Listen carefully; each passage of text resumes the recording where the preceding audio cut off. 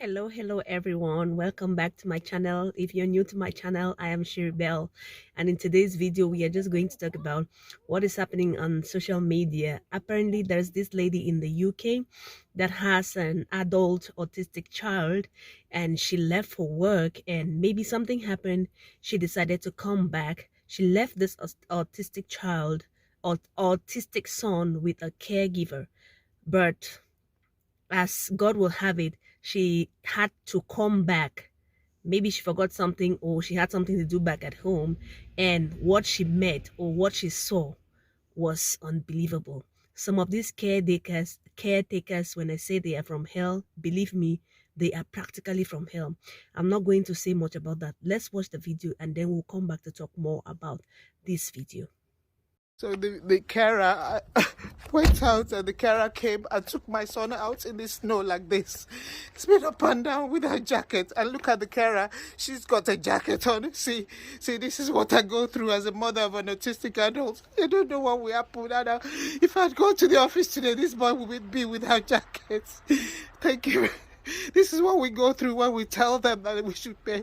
We should let them choose our own carer. This is Beam staff. Beam, they get paid a lot to look after my child. And I did face here. I don't know what will happen if I'd gone to office today. This is a life. You guys have watched the video and you can see how this lady is crying. You can see how this lady is lamenting. Like, the caregiver did not even know that this lady was going to come home at that time when she did. Now, what baffles me is that when you look at the caregiver, she is all buckled up. Like, I'm buckled up in this my car because it's the peak of cold in winter. And there was heavy snow. You know, when snow falls and the snow is melting away, that is when snow even falls, there is no cold. The day after the snow is the real day, that it is freezing cold.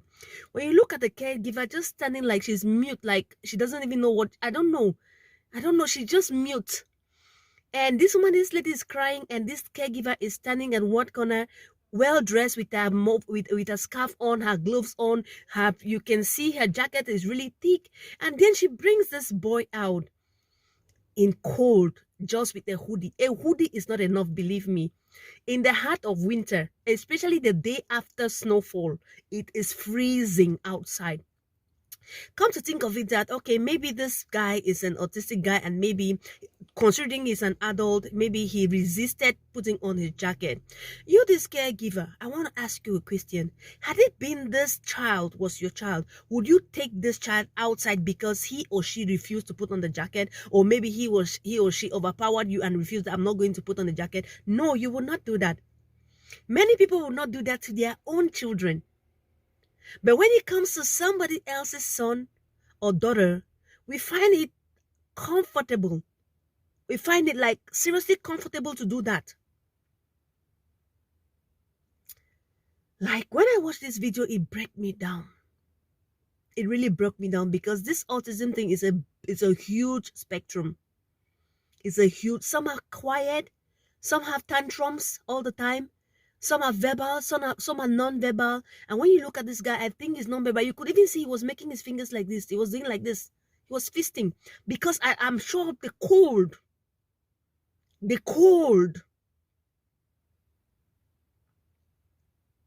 God help us. May God really help us.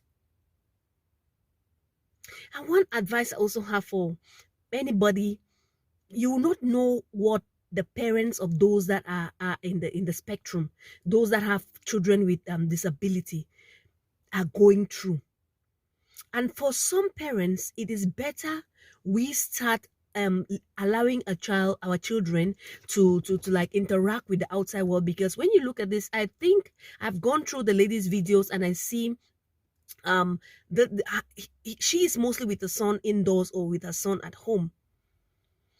But God forbid that she's not there tomorrow. How would this child absorb the relationship with people outside? I would advise that maybe this child should be registered in a school or in a center where he gets to meet other children who are passing through the same thing that he's passing through, and they get to communicate, so that in the day when the mom is not there, he would easily absorb, he would easily integrate.